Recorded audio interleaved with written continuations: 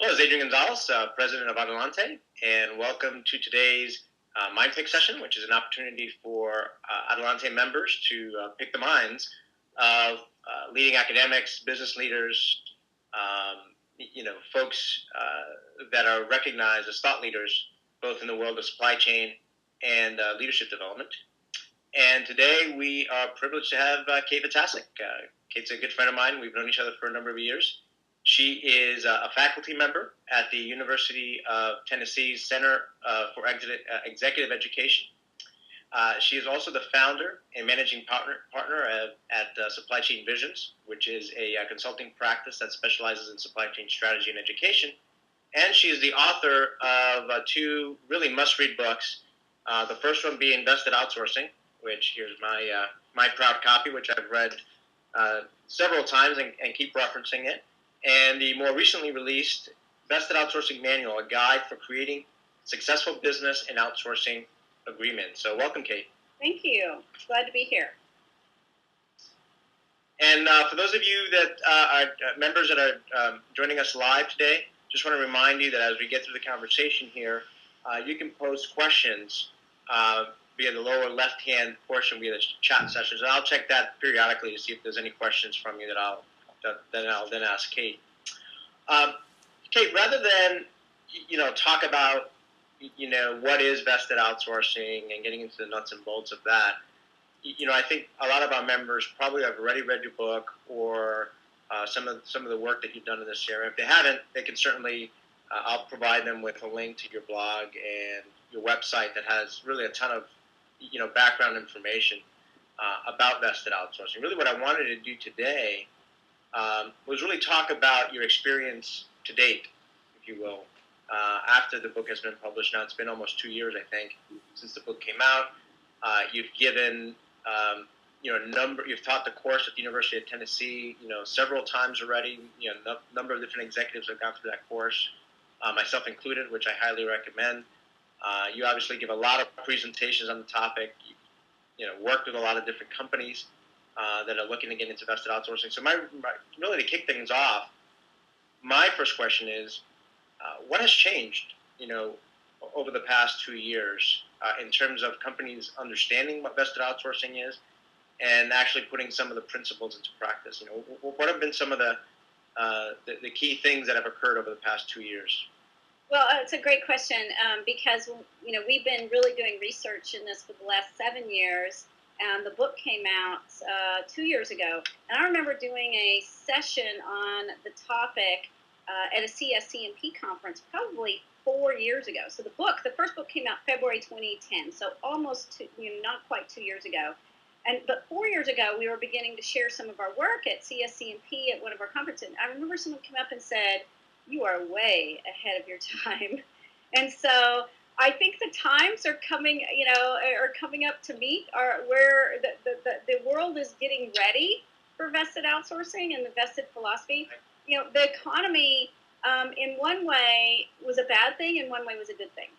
So the economy gave buyers the permission to go out and really consolidate their buys, use their muscle. As Oliver Williamson would say, there's muscular, benign, and credible styles.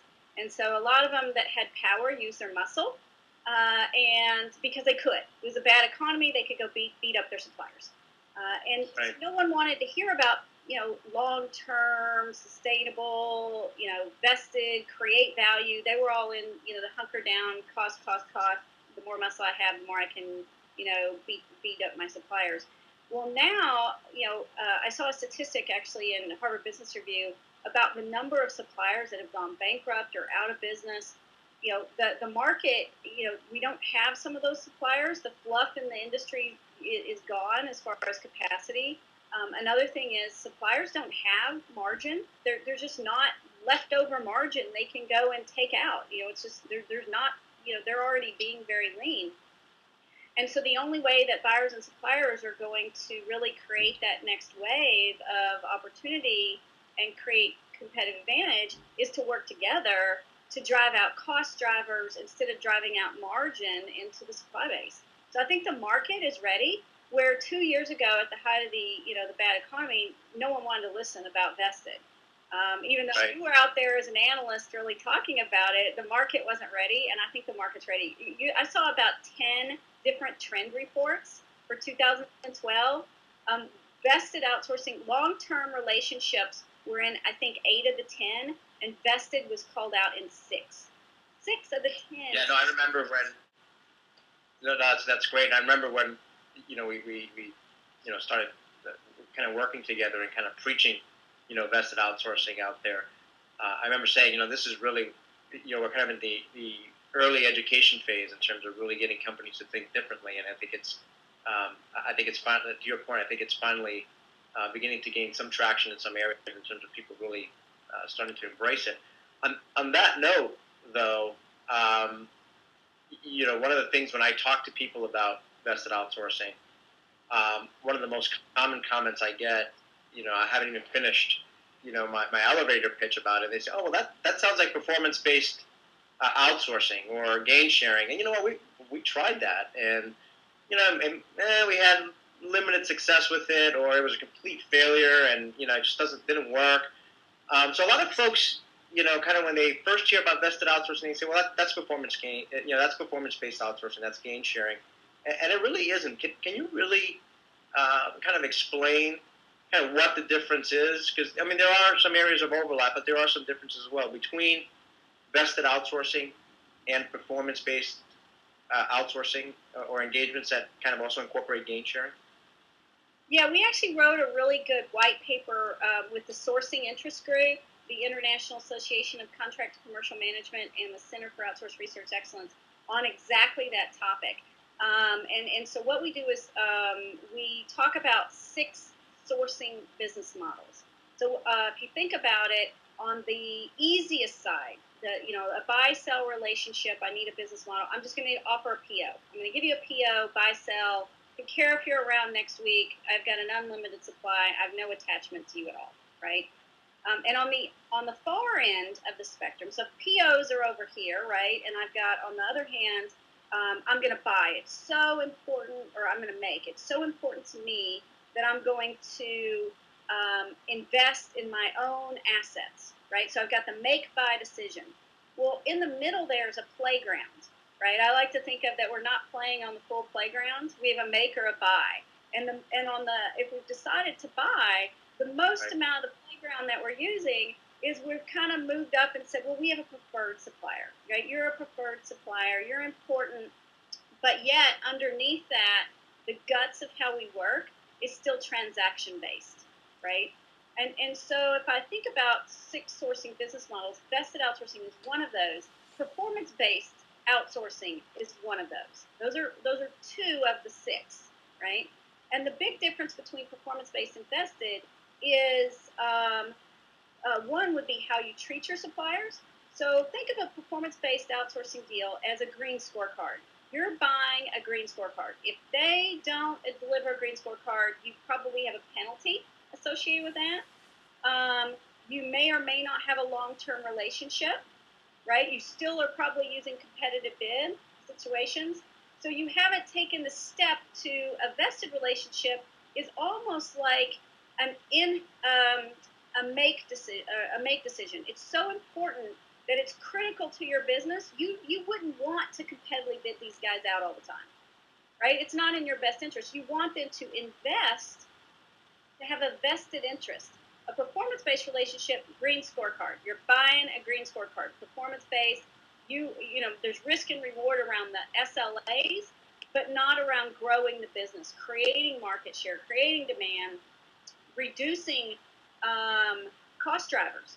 In a performance-based deal, you may have a gain share component. So I've got, I give you a little bonus if you reduce my cost, right? But it's not a vested relationship. A vested relationship, very strategic, long-term, create value, sharing. There's a high degree of sharing. And that's where I think gain sharing went bad. Buyers don't like to share. They like the idea of a 50-50 split on cost.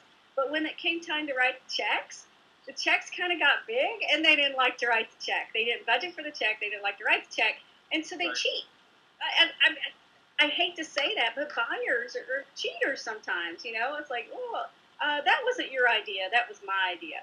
And so in a vested relationship, it's actually contractually obligated how you would share.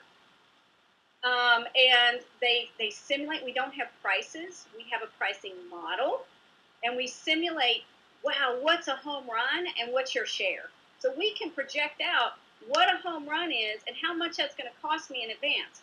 What if I don't do so well? What's that going to be? So we're very cognizantly aware of the value of what the shares will be and how we're going to share that value.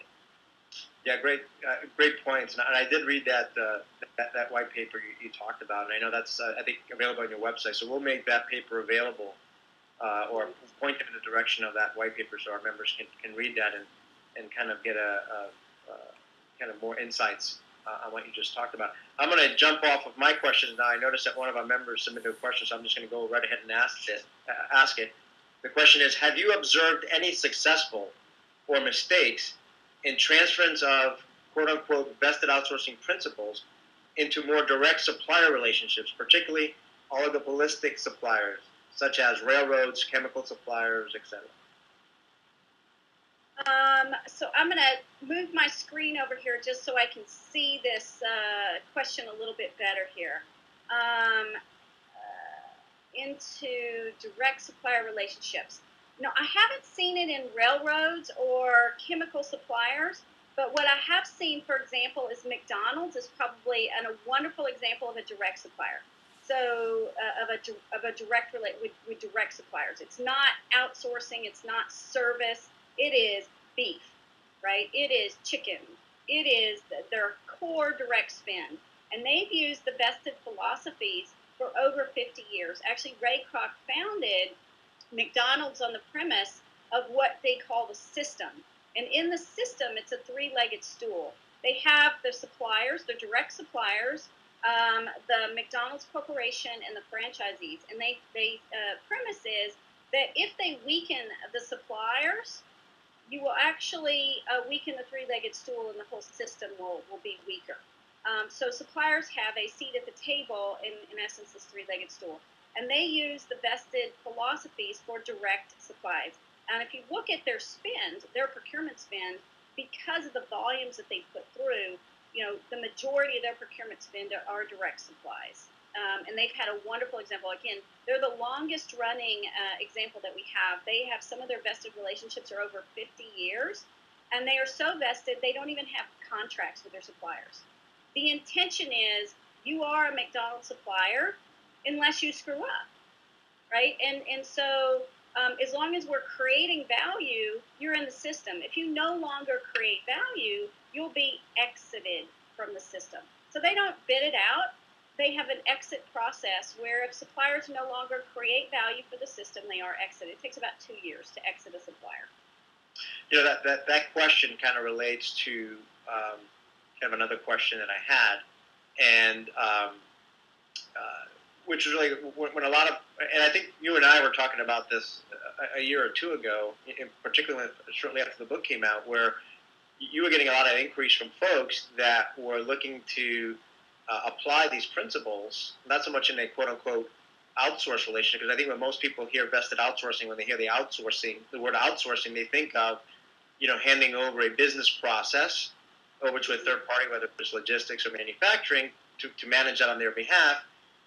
Where a lot of companies are really thinking about, well, can we use this for more, supplier relationships where we're procuring a product or a raw material or a component? And I think that question kind of tied into that. Are there any differences or special considerations with vested outsourcing, applying that in a product or material-centric type of relationship versus a service-oriented relationship? You know what? It's exactly the same. So we profiled McDonald's, who are product-oriented, right? And Microsoft and Accenture, who are very service-oriented, back office, procure to pay. And what you see are the rules. How they manifest themselves might be different. So, for example, in rule number 2 is focused on the what, not the how. Microsoft's statement of work with Accenture is 14 pages. It's a simple T-chart, and it has responsibilities.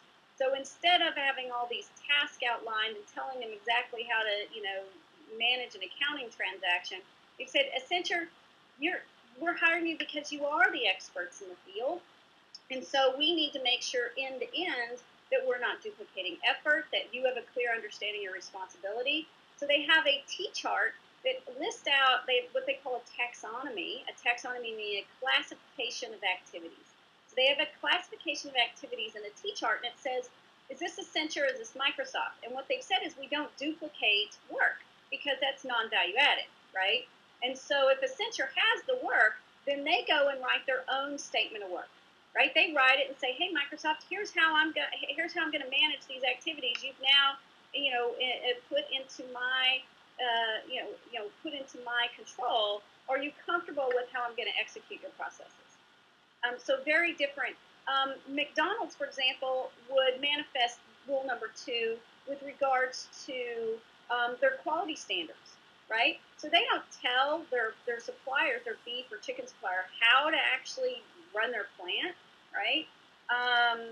It's none of their business, they'll tell you, but they do care about the output of the plant, and that every hamburger patty has 100 points that they look at for consistency and quality. Because that is what they're known for, is consistency and quality. So it doesn't matter if I'm Keystone or OSI or Sanchez Foods or Lopez Foods, I'm going to have the same hamburger patty anywhere in the world. How you get there doesn't matter. Right, and certainly, the whole idea around outcome-based kind of perspective versus a transaction-based is one of the key elements of vested outsourcing. Just want to remind our members who might have joined late that you can ask questions in the lower left-hand corner of the chat. And notice we have another question. Kate, you can see these questions as well, correct? So I'm just going to read it out loud, and you can read along as well. The question is, you give excellent guidance on when to use vested outsourcing versus conventional outsourcing, keying on value versus expertise. Is there reason to pursue vested outsourcing even in cases of low value? For instance, high-risk strategic transactions like accounting, even though the value is low. Yes, so it's the task itself may be inexpensive to acquire, or the widget may be inexpensive to acquire. But if there's risk or a strategic aspect, absolutely great, a great source of thinking about vested outsourcing. This is why you see Procter & Gamble facilities management, toilet cleaning, window washing. Strategic?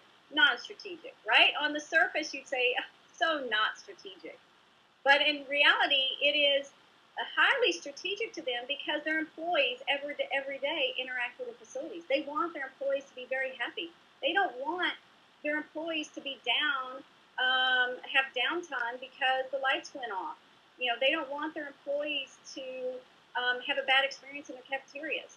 So even though it's a low, one would say it's not a core, it's a low value activity, in reality it really is strategic because it creates value to the P&G ecosystem, right? So what we see is companies are applying it in areas that, one might say is, non-value, but reality, when you look at the impact on employee satisfaction, high value. Right. Well, let me,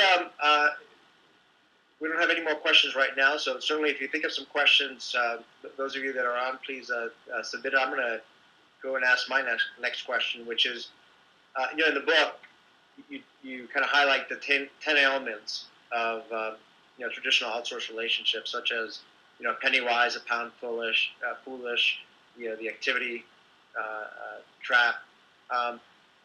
Which one of those, in your experience, is kind of the most common, or the one that's most difficult for companies to kind of overcome, and why?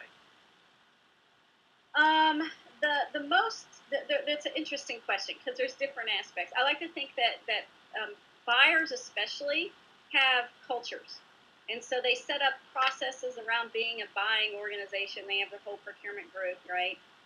So a lot of times policies force someone to be penny wise and pound foolish, right? So I'm going to have a highly competitive environment. I've got my Excel spreadsheet, and I have my suppliers, on the columns, and I have my little activities, and I'm going to, force into picking the low price. Because that's the easy thing to do. That the policy does. The process is that as a buying organization we've generated. A perfect example of that is the state of Minnesota. So the state of Minnesota, you might remember, had a little trouble with the bridge that fell down a few years ago. Right. The Minneapolis Bridge, I-35 bridge, fell down. And it actually was a state law up until 1991, I believe, that the state of Minnesota had to buy the lowest price. Had to. It was a law.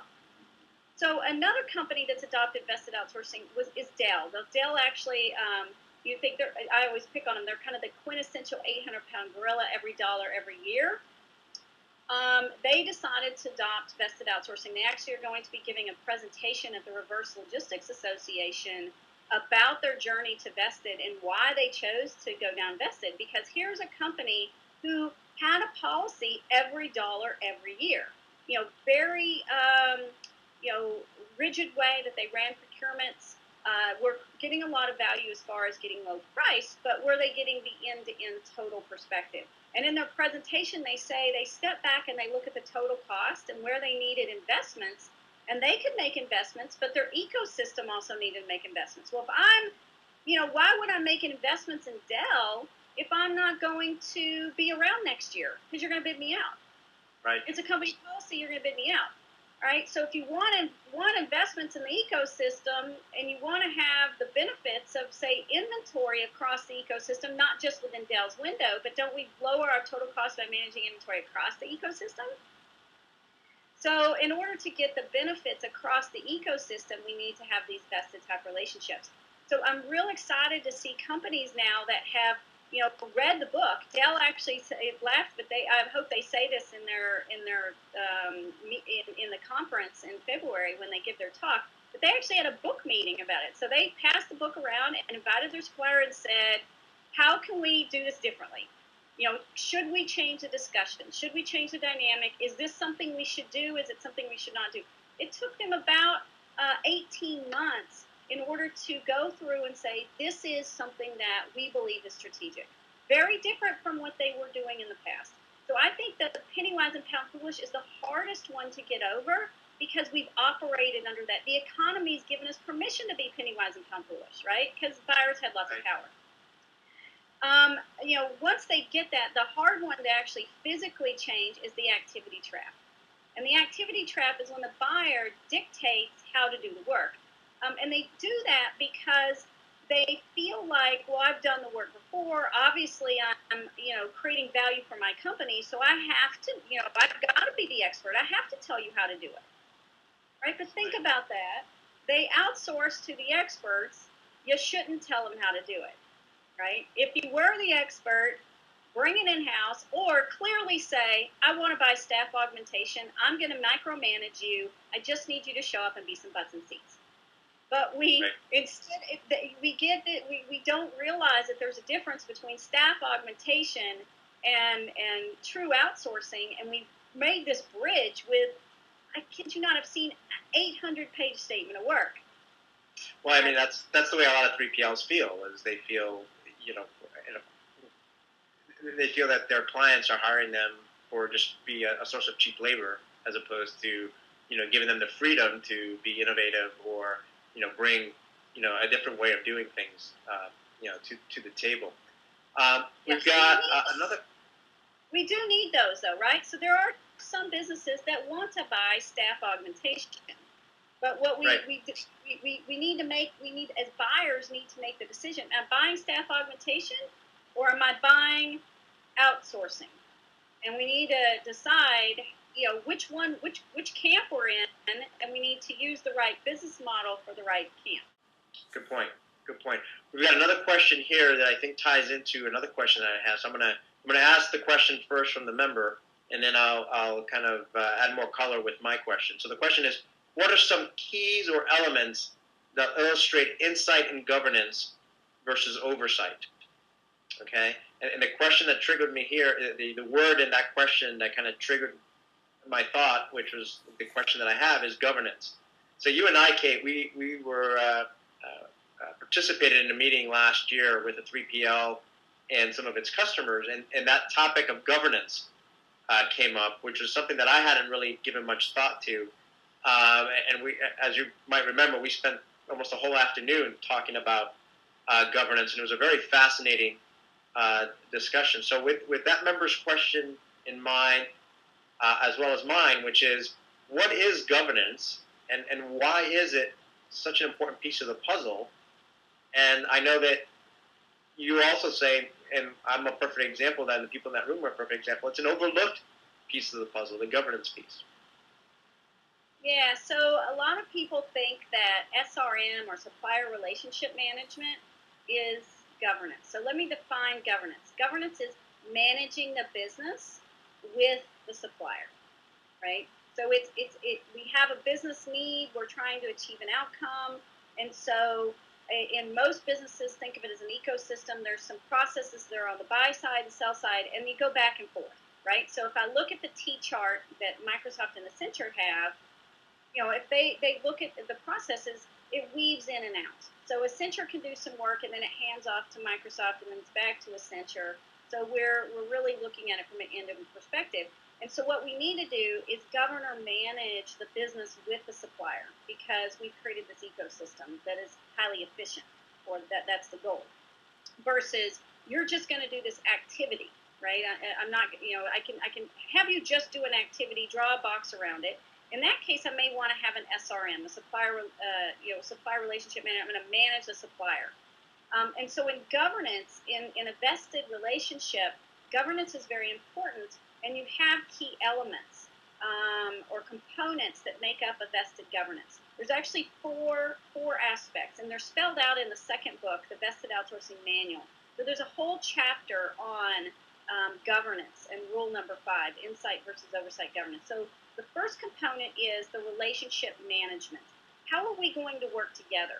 So there's some tricks. For example, Procter & Gamble uses what they call a bow tie, right? A two in the box, or a reverse bow tie. So we have peer-to-peer folks, right? So if, on facilities management, if you're in charge of the dining and cafeteria management, I'm in charge of cafeteria management.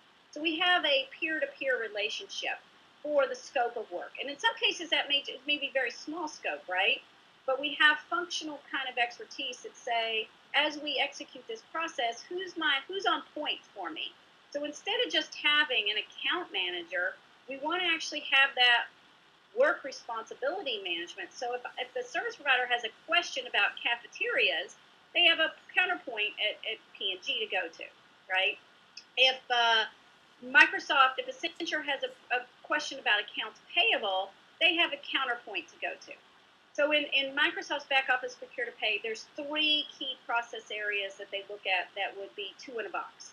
In P&G, the scope is huge. It's this all worldwide facilities and real estate management. So they've got about 40 2 in the box folks. Doesn't mean that they have to be full-time, but those are the experts in that area. And when you have a problem, they engage at the problem level. So having a 2 in a box philosophy, having a tiered approach. So I want the workers to solve the problem at the lowest possible level. I got a problem. They actually have 14 days to solve problems. So if there's a problem between them, so let's say the service provider raises an issue and there's a problem, and they say, hey, buyer, I need your help in solving this problem. The buyer has 14 days to solve it. If they can, it escalates up, right? And then so there's a formal process for managing problems and ideas. Especially ideas. The buyers, I cannot tell you how many times a supplier has said, I've got a great idea. And the buyer goes, well, we don't do it like that. Never done it like that. Oh, I don't know. That'll take marketing. We'll have to change a process. I don't know if we could, too politically, tough to get that one through. So one of the things that you see is this formal way to manage ideas. Because what we've seen is an idea gets high enough, almost all ideas are good ideas. Right. We're just not liberating the ideas, and we're not putting the effort around the business case, right? Another thing that we see in relationship management is a clear delineation of roles. So who is managing the contract and the relationship, who is managing the business, and who's managing what we call transformation. We often see that a traditional way is the person who's running the service delivery right, is also chartered with implementing new ideas. Well, we want to actually put the new idea part on steroids. So you see a clear delineation that most deals have at least one person that is totally responsible for implementing the new ideas. Problem comes up, new idea comes up, let's do a business case, let's push it through, let's have a process around that. So we're embracing the innovation and the ideas. So there's lots of approaches and tactics that you actually embed into the day-to-day management. So governance is that day-to-day management of the business with the supplier. It's not, and you actually put it in your contract. So now the buyer and the supplier are contractually obligated to manage the business in a smart way. Yeah, not. And you can change it, right? So, but you're contractually obligated to manage new ideas. Right. There's a process for it. Right. I think in that meeting that I referenced earlier, I think I think part of what triggered that conversation, which I thought was interesting, was that mostly all the customers in that meeting didn't really have a good understanding of the 3PL's org chart in terms of the resources that 3PL was providing to the customer, right? So the customer all really knew their account manager, but as the 3PL was making clear in that room, it's like, oh, we've got all these other resources available to you that are acting on behalf of, working on behalf of your business. And that was the first time that a lot of those customers actually realized that there was a whole team behind that account manager, and that those people were sources of knowledge and expertise and perhaps go-to people if they had questions or, to your point, ideas or things of that nature. And I think that was kind of an interesting takeaway for me from that meeting, was just the lack of visibility in terms of who's actually working on this account for you, and having some mutual relationships and lines of communication and communication between the parties on both sides. Yeah, so what we want to do is strive to have a highly efficient way that we work together with some processes and formal mechanisms so that we manage the business the most effective we can, and especially embrace the idea that business happens. If you try to have a contract today, it's going to be out of whack in a month and a year, right? Because business happens. So how do we embrace those changes and have a flexible, dynamic framework? And governance are the mechanisms and the process that we do that to keep us mutually aligned. Well, to jump off that last point that you just mentioned, one of the white papers that you wrote, you highlight you highlight 10 key lessons that companies should apply when developing strategic business relationships, and the paper is based on some key lessons from the work of Dr. Oliver Williamson, who won the Nobel Prize in 2009 for his work on transaction cost economics. And my favorite lesson out of the 10 is use a contract as a framework, not a legal weapon. So what do you mean, by that? And can you give us an example of, what is a quote unquote a contract as a framework? And then if you could also touch upon, going through the legal weapon side of things. One of the other things I often hear from companies is, I see our legal department as being a potential bottleneck to all this, because everything has to go through legal, and legal's job is to basically add 25 pages of, protect our butts type of thing into any kind of contract. So talk about the contracting piece a little bit. What do you mean by contract as a flexible framework, and what's the role of legal? How do you get the legal department to kind of embrace that lesson? It's interesting because a lot of people think that legal is going to hate what we teach, and then you actually expose them to it, and they like it. And the legal folks say, "You mean you're getting the business people to actually understand the business and contract for the business? Really?" So they get excited about it, actually. So Baker McKenzie has an outsourcing practice. Ed Hansen, amazing attorney specializing in outsourcing, loves Vested Outsourcing because it really brings the business and the legal community together, because a lot of the lawyers will say that the business people don't know anything about contracting and they don't document their business, so they have to protect the company, and the way they do this was a lot of T's and C's. I don't trust you to understand your business and how you're going to manage the business and the dynamic aspects of the business. So I'm going to put in limitations, liabilities, terminations for convenience. And they do that. Think about it. Their job is to protect the company. And the more they feel like the business understands the business and you have a good relationship with your supplier who's going to help you protect the business as well, the more they get comfortable. So it's a perception gap that once they understand, it's not that big a deal. But if you think about the International Association for Contract and Commercial Management, they are a key nonprofit in the world for attorneys and contracting community. They actually help co-write the second book. They're promoting these concepts of having a flexible framework. So when I use the term flexible framework, which is really Oliver Williamson's term, what we want to do is have a master services agreement that's very small, right? It's going to have the whereas we intend to do work together, start, end date, but it's going to be very tiny. And then the contract itself would have lots of exhibits, right? So I have a shared vision, a statement of intent. By the way, we talk about statements of intent.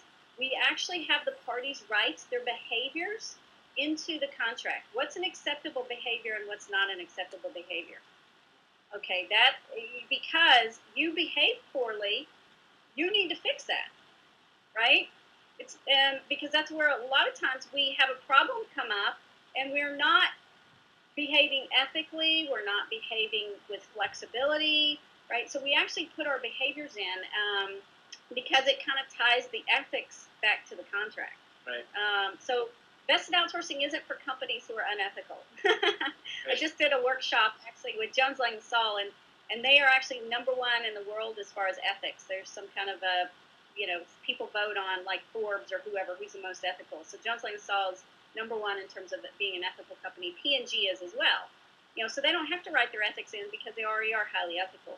But so we have statement of intent. We have our statement of work. It's an attachment because business happens. We actually want to change, right? So, hey, I've got new scope. Okay, well, no big deal. We'll add it. I've got a new process that we want to think about in governance. Okay, great. We should be managing the businesses, so let's add it.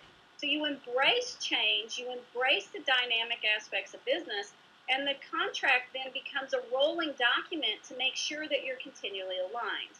Well, that's a great point. Sorry to interrupt, but that's a great point because it just reminded me, obviously in analyst speak, we all talk about how, today's business environment is so dynamic, particularly in the supply chain world. And I just clearly remember back in 2008, one particular deal, long-term deal in the automotive industry that was kind of, signed early on in the year. And of course, the economy was doing well in the beginning of the year, everything else. And then, second half of 2008, the market crashed, and all of a sudden, the outlook for the automotive industry was completely different than it was at the beginning of 2008. So all the, anticipated volumes for the business was going to be different moving on at that point in time, late 2008, beginning 2009, than it was when the contract was signed. And then how do you handle, so to your point in terms of a contracting, as a flexible framework, I think that lends itself better to situations where, you've got commodity prices that are constantly changing, fuel prices are constantly changing, and, things like this, like what happened in 2008, that can completely turn, a long-term forecast upside down, right? Yeah, and that's why one of the rules, rule number 4, is a pricing model with incentives, right, instead of prices. You go to Starbucks and you have a price for a cup of coffee, right? You should have a pricing model for your strategic suppliers because you don't want to be testing the market. What we want to do is actually get to the raw cost structures because the raw cost structures are the raw cost structures. If electricity goes up, electricity goes up. If labor wages go up, labor wages go up. So don't deny the fact that, we have to pay the electricity bill and the labor, right? Suck it up, pay the cost, and break down and have a model. And what if volumes came in half? The service provider still has fixed costs. You just going to hose them with them because your market forecast just got blown? Business happens. So what we do is we have a pricing model, and as business changes, the inputs and the variables in that, you can start to see how people make money. So you have an agreement that here's how the service provider makes money.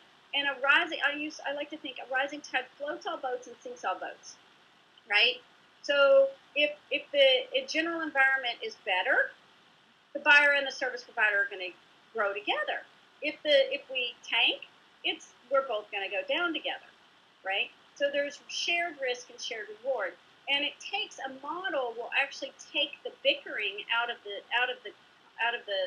relationship. So Microsoft, for example, had a 7-year contract. They've actually extended it 5 years. They have a pricing model. They never debate prices. 5 years into this deal, they never debate prices because they have a model, and the model says, hey, we've agreed on the principles of how you make money. And as long as the principles are sound, volumes go through, COLA, suck it up, COLA, we got to have cost of living, right? Right. So you quit bickering, and now you can actually focus on the proactive stuff because you've got an agreement on the principle of how the companies make money and how they create value.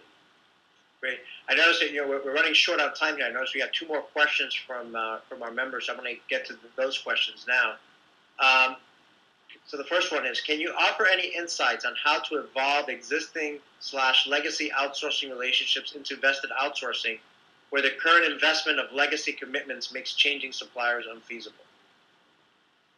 Yes. So a great example would be what Dell did, right? So they had an existing supplier, and they had always bid it out, but there was a significant amount of investment. And the cost, right? So how do the suppliers fight back when they made investments? There's usually a ramp up or a transition fee. So I'm the new supplier, and I think you're going to hose me. So I'm going to charge you a transition fee or some kind of investment. So what you start to see is a discussion, having a candid discussion like Dell did. Give them a book, sit down and say, you know what? It's obviously tough for us to switch. Is there a way that we can have a more proactive, positive, value creation relationship? And have a discussion with them. And that's the best way that I've seen to do that, is to make it a discussion. Come to the university's 3-day open enrollment class. Capital One did that with their call center supplier, is they came together and said, is this something that's a good fit for us? What do you think? Yeah, they called it the skinny dipping meeting. Are you in? You out? You in? You out? Is it good for us? Is it not good for us, right? Right. That's a great way to do it. Think of it as a discussion. Hey, this is a different way. Is it something you would be interested in? Does that help? Does that answer that? Great. Well, one of the things that we'll talk about later is that the discussion is not going to end after we finish the Mind Pick session today. We're going to continue the conversation online on the Adelante website, because we do have a discussion forum on the website where members can continue to post questions. You have access to that, Kate, so you can see the questions that people will post there ongoing and continue with them. The member just said, excellent answer, very helpful, thank you. So there, you got some immediate response there. Let's ask the other question, and then we'll wrap it up. The next question is related to rule number 2, focus on the what, not the how. Have you found examples where vested outsourcing relationships have stumbled on the how, because the supplier was not humbled enough to ask for help on the how? Yeah. So, and actually, if you think about the end-to-end, a supplier, will look at their 4 walls, but the big fixes are almost cross-company, right? So you want to create a process that exposes weaknesses in the how, and that's a good thing, right? It's a really good thing. So by looking at it end-to-end. So if you think about the Air Force, the GE and the Navy did this with the 404 engine down in Jacksonville, Florida at the depot. So under this vested relationship, GE had to manage the depot, but then government employees had to actually be the touch labor. And so they mapped out and said, here's the process, and we have a weakness here. How do we actually have a formal way to raise our hands so that we all work together when we have process issues? And that's why you start to be very effective, because it highlights end-to-end process effectiveness, right? Because you may have one party doing something to compensate for another party, and you want to actually look and expose this. I call them the whack-a-mole, right? You ever go to the fair and you whack the mole, but it pops up somewhere else? Right. Well, we want to eliminate the moles. And so a good process around roles and responsibilities and a good governance that has root cause analysis on an end-to-end perspective will actually whack those moles. And so it encourages that supplier, it's okay. It's okay to have red, because red means we have an opportunity to fix something. That's actually cool, right? Wow, we can fix something. Great. Well, we're at the 45-minute mark, so I'm going to ask the last question, which is really more, okay, so we've listened to, the Vested Outsourcing. We read the book. We drank the Kool-Aid, right? We really believe in it. We really believe that it will help take our relationships, business relationships, to the next level of value and performance, et cetera. How do you get started? I mean, so, when the members now kind of shut down and, get back to work this afternoon and in the days ahead, what recommendations do you have for them to kind of take those, crawl, walk, run type of steps towards this? What should be some of those first steps they should take to, if they're interested in really taking what they've read, what they've learned, and taking these principles and putting them into practice? Well, there's really, we almost think of it as an evolution. So there's 4 steps. There's awareness, understanding, implementation, and then mastery. So there's tools in the toolkit for different types, where you are in your journey. So think of it as a journey, awareness. So if you're in the awareness zone, this session today is awareness, right? You can, if you really want to get into understanding, you can take our 3-day class. There's the online, the 4 modules of online. They're free, they're complimentary, they're for everyone. Invite your supplier, your buyer to get an understanding. Go to the class with them together. Give them the book. Really start to have meetings and discuss that. Now you get a decision that says, yes, I want to move forward, right? So to use Dell, as an example, they had a book club meeting, talked about it, had sent a couple people to the class, and they said, all right, we're going to move forward. And then they chose to use our online getting to a vested agreement. So the Vested Outsourcing Manual, and there's a complimentary online class that's designed for buyers and suppliers to take the class together online. So that way, if they're remote and someone might be in China, whatever, wherever the supplier and the buyers are not always in the same spot, they do a module and then they do the homework, right? I'll use the word homework, but it's a component of their contract.